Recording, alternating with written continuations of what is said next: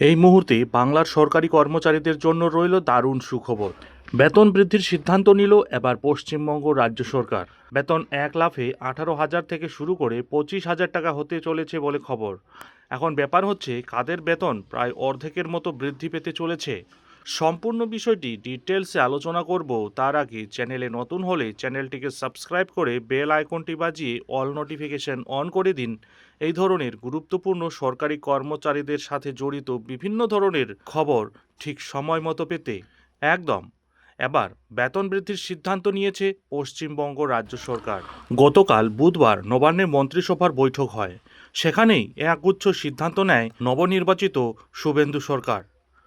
অন্নপূর্ণা ভাণ্ডার থেকে শুরু করে মা আহার, আয়ুষ্মান প্রকল্প, সেবক রংপো রেল প্রকল্প সহ একাধিক বিষয় নিয়ে গুরুত্বপূর্ণ সিদ্ধান্ত নেওয়া হয়। এরই সঙ্গে এদিনের বৈঠকে মুখ্যমন্ত্রীর কার্যনির্বাহী সহকারীদের বেতন বৃদ্ধি করার সিদ্ধান্ত নেওয়া হয়েছে।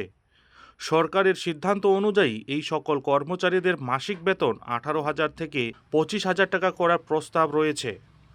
সরকারের সিদ্ধান্ত অনুযায়ী এই সকল কর্মচারীদের মাসিক বেতন 18,000 থেকে 25,000 টাকা করার প্রস্তাব রয়েছে।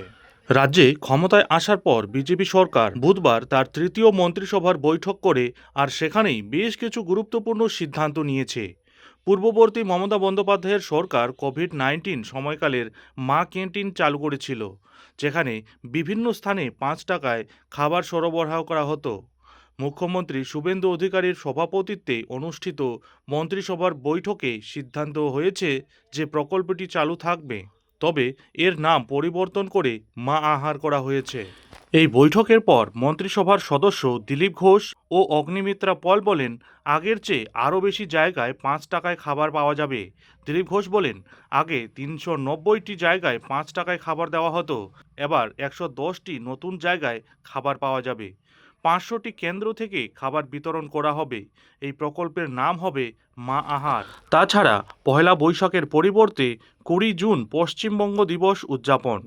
দিলীপ ঘোষ বলেছেন, শ্যামাপ্রসাদ মুখার্জির জন্মবার্ষিকীতে অর্থাৎ 6 জুলাই তার একটি নতুন মূর্তি স্থাপন করা হবে, তবে এর স্থান এখনও ঠিক করা হয়নি। রাজ্য সরকার আরও ঘোষণা করেছেন যে পশ্চিমবঙ্গ বাংলাদেশ সীমান্ত বরাবর 9টি স্থানে বেড়া নির্মাণের জন্য সীমান্ত সুরক্ষা বাহিনীকে অর্থাৎ বিএসএফকে 31.905 একর জমি হস্তান্তর করা হয়েছে।